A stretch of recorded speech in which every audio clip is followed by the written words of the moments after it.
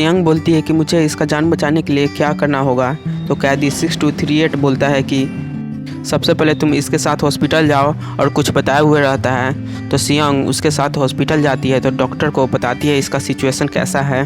Doctor Li उसे normal ward में भेजता है। सियंग बोलती है कि इसका लीवर चेक करो तब पता चलेगा। तो डॉक्टर ली कहता है कि इसका लीवर चेक करने की कोई ज़रूरत नहीं है। तो वहाँ पर जिद करती है सियंग कि इसका लीवर चेक करो पता चल जाएगा। लीवर चेक करने के लिए भेज दिया जाता है। और दूसरी तरफ जेल में कैदी 6238 गार्ड के द्वारा कॉफ़ी लाया हुआ इंजॉय कर रहा होता है। और वहाँ पर आता है जियोंग नैम और पूछता है कि पेशेंट बच तो जाएगा ना। वहाँ पे कैदी 6238 कहता है कि अब मेरे हाथ में कुछ नहीं है, अब सारा हाथ में सियोंग के है। और दूसरी तरफ हॉस्पिटल में डॉक्टर ली पूछता है कि कहीं तुम वो कैदी 6238 के बात में आकर तुम लीवर जांच तो नहीं करा रही हो। सियोंग बोलती है ऐसा क्यों। अभी वहाँ पर लीवर जांच का रिपोर्ट ले आती है नर्स। तो वो चेक करता है पेशेंट को और लीवर जांच देखता है तो वो चौंक जाता है। तो पूछता है सियोंग से कि क्या वहाँ पर डायग्नोसिस किया था। सियोंग बोलती है कि अब तुम क्यों पूछ रहे हो। डॉक्टर ली कहता है कि रिपोर्ट देखो और बताओ वहाँ डायग्नोसिस किया था कि नहीं। तभी सियोंग को फ़ोन आता है तो फ़ोन उठाती है तो फ़ोन पे रहता है कैदी 6238। क्या हुआ, लीवर जांच हुआ कि नहीं। तो सियोंग बोलती है कि हाँ जांच हुआ, जैसा तुमने कहा था वैसा ही निकला रिपोर्ट। तुम्हें ये कैसे पता चला। तो कैदी कहता है इसको फेब्री डिजीज़ है, अब इसका इलाज करो, टेस्ट करो। सियोंग बोलती कि इसका संभावना बहुत कम है, 0.0001% है और तुम कह रहे फेब्री डिजीज़ जांच करने के लिए। तो कैदी 6238 कहता है कि हाँ जो मैं कहा सो करो तभी तुम्हें पता चलेगा, इसका जांच करो तब पता चल जाएगा। तो यहाँ सियोंग मान जाती है। तो ये डॉक्टर ली को बोलती है। तो डॉक्टर ली कहता है क्या तुम कर रही हो, फेब्री डिजीज़ चेक करने के लिए पता है ना इसका संभावना कितना है और ये कितना टाइम कंज्यूमिंग और कॉस्टली है और ये डिजीज़ होने का संभावना भी बहुत कम है, ये इसको नहीं हो सकता। अगर यहाँ सियोंग उसे किसी भी तरह कन्विंस कर ही देती है तो वो जांच करने के लिए भेज देता है। नेक्स्ट सीन में सियोंग और जियोन नैम दोनों साथ रहते हैं और जियोन नैम सियोंग को बोल रहा होता है कि तुमने काफ़ी अच्छा काम किया, तुम्हारी वजह से उसका जान अभी बचा हुआ है। फिर जियोंग नैम को फ़ोन आता है, कैदी 6238 कॉल किया हुआ रहता है और कहता है कि अब वो पेशेंट कैसा है, उसको फेब्री जांच करने के लिए भेजा गया है कि नहीं। जियोंग नैम बोलता है कि हाँ उसे भेज दिया गया। इतना के बाद कैदी 6238 काट देता है। सियोंग बोलती है कि क्या फ़ोन काट दिया, मुझे उससे बात करना है, फ़ोन धराइए। तो जियोंग नैम चौंक जाता है और उसे फ़ोन धरा कर दे देता है। सियोंग फ़ोन पे कैदी को बोलती है कि तुमने मुझे केवल यहाँ भेजने के लिए वो वापस बुलाया था, मेरा कोई भी ज़रूरत नहीं पड़ा ना है। तो कैदी 6238 बोलता है कि अगर मैं कहता या कोई गार्ड कहता कि फेब्री डिजीज़ चेक करने के लिए, टेस्ट करने के लिए, तो कोई करता डॉक्टर, नहीं ना, इसलिए तुम्हें कहा था। ये बात सियोंग को समझ में आ जाता है। कैदी 6238 बोलता है कि इसे फेब्री डिजीज़ ही है और इसका दवाई मंगा लो, इसका दवाई जल्दी नहीं मिलता और कॉस्टली भी होता है।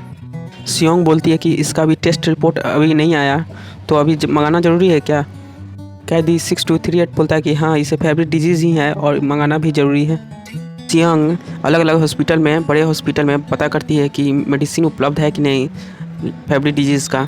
बहुत से हॉस्पिटल में उपलब्ध नहीं होता है, अंत में एक हॉस्पिटल में उपलब्ध होता है तो उसका जानकारी पूरा ले लेती है और ऑर्डर कर देती है। और दूर से देख रहा होता है डॉक्टर ली कि काफ़ी मेहनत कर रही है ये।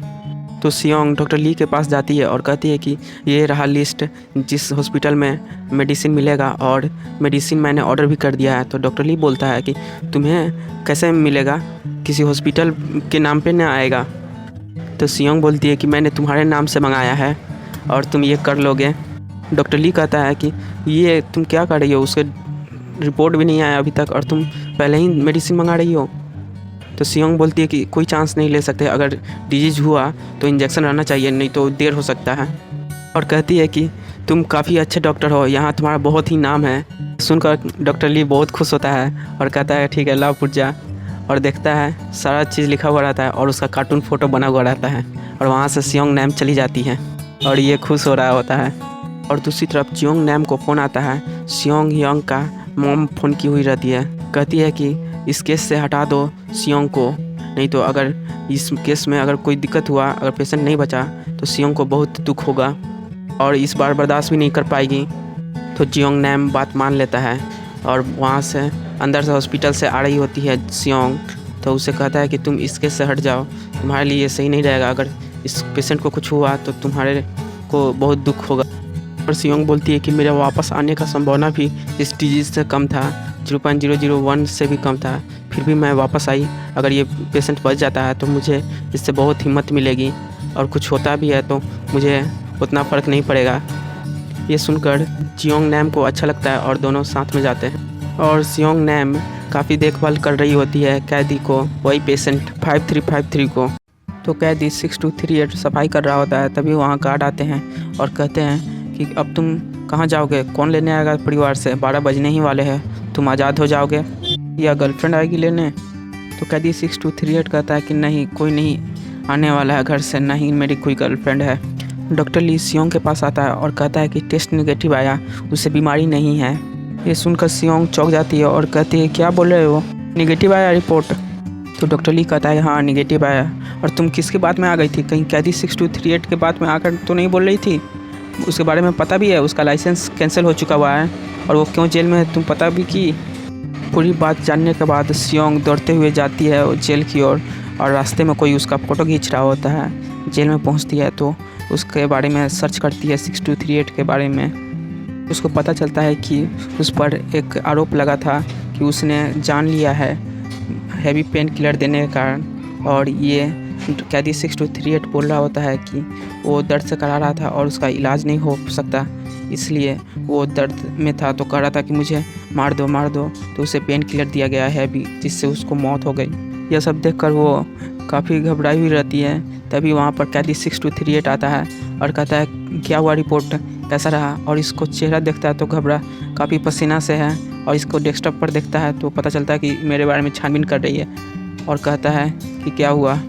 और दूसरी तरफ कोई सुनकर खुश होता है कि कैदी 6238 आज़ाद होने वाला है। यहाँ पर सियोंग बोलती है कि तुमने उसे मार दिया हैवी पेन किलर दे के, तुमने ऐसा क्यों किया? गुस्सा का बोल रही होती है। तो कैदी 6238 बोलता है कि लगता है तुमने भी कुछ ऐसा ही किया है, इसलिए तुम मेरे बारे में इस तरह का सुनकर सीधा दौड़ के चलती आई, नहीं तो ऐसा कोई नहीं आता। तो सियोंग को वो पहले की बात याद आता है तो रोने लगती है। तो कैदी 6238 कहता है कि बहुत से बातें हमें पढ़ाई जाती है, मगर कुछ बातें अप्लाई नहीं कर सकते, अगर किए तो गलत माना जाता है। तुमने जिस पेशेंट का देखा, क्या उससे जान बचाया जा सकता था? नहीं ना, तो फिर क्या संभावना आखिर में बचता है, वही तुमने किया। सियोंग को कैदी समझा कर वहाँ से चल देता है, वो अपना भी आंसू छुपा रहा होता है। नेक्स्ट सीन में एक गार्ड सियोंग के पास आता है और कहता है कि कैदी भाग चुका हुआ है पेशेंट।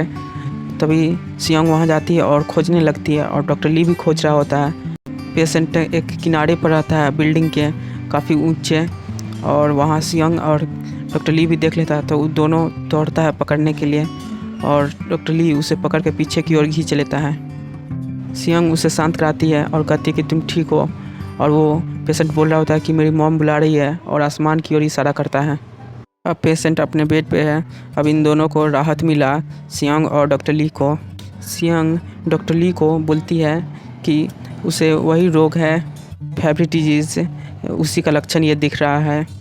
इसलिए बोल रही होती है क्योंकि उससे पहले कुछ समय पहले कैदी 6238 ने यही समझाया था। तो डॉक्टर ली कहता है तुम ये क्या कर रही हो, फिर से कहीं उससे बात तो नहीं की? उसके बात का बात मत मानो। ऐसे भी उसके पेरेंट्स किसी बड़े हॉस्पिटल में दिखवाना चाहते हैं, यहाँ से ले जा रहे हैं।